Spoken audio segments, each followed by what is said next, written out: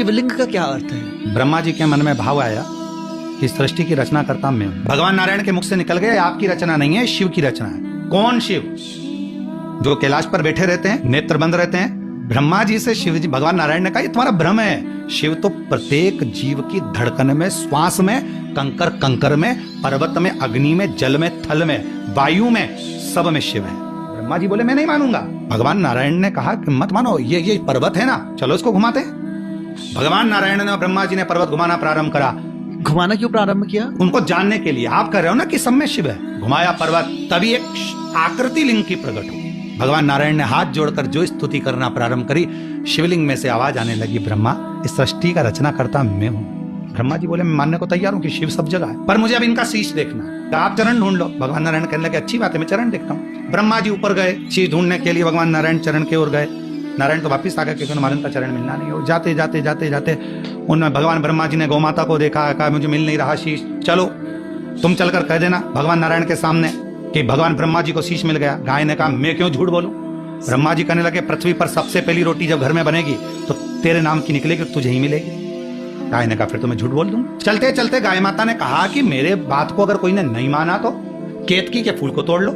केतकी का पुष्प तोड़ लिया, तू चल मेरे साथ में, सारे देवताओं पर चढ़वाऊंगा।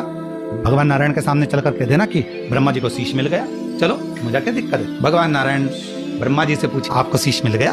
ब्रह्मा जी बोले नहीं, पहले आप बताओ आपको चरण मिल गए क्या?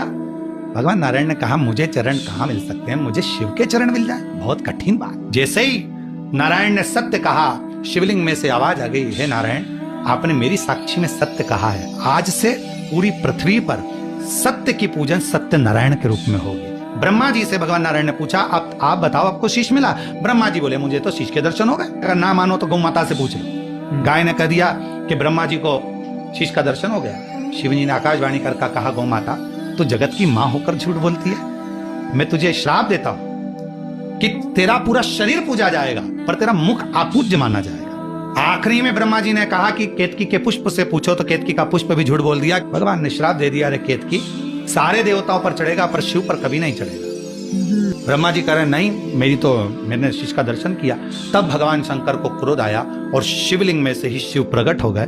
उन्होंने अपने पांव का नख तोड़ा, काल भैरव प्रकट कर दिया। काल भैरव से कहा इसका शीश काट दो। काल भैरव ने अपना नख तोड़ा, ब्रह्मा जी का जो झूठ बोलने वाला शीश था उसे काट दिया। जहां से झूठ बोलता हुआ शीश लुढ़क रहा था वहीं कर्मनाशा नदी प्रकट हो। तो भगवान विष्णु ने भगवान शंकर जी से कहा इसका क्या होगा, लोग इस शीश से नफरत करेंगे क्योंकि झूठ बोला। तब भगवान शंकर ने कहा इस शीश को मैं बट वृक्ष बना देता हूं, इस बट वृक्ष की छांव में मैं शंकर बैठूंगा और मेरा नाम बटकेश्वर महादेव हो।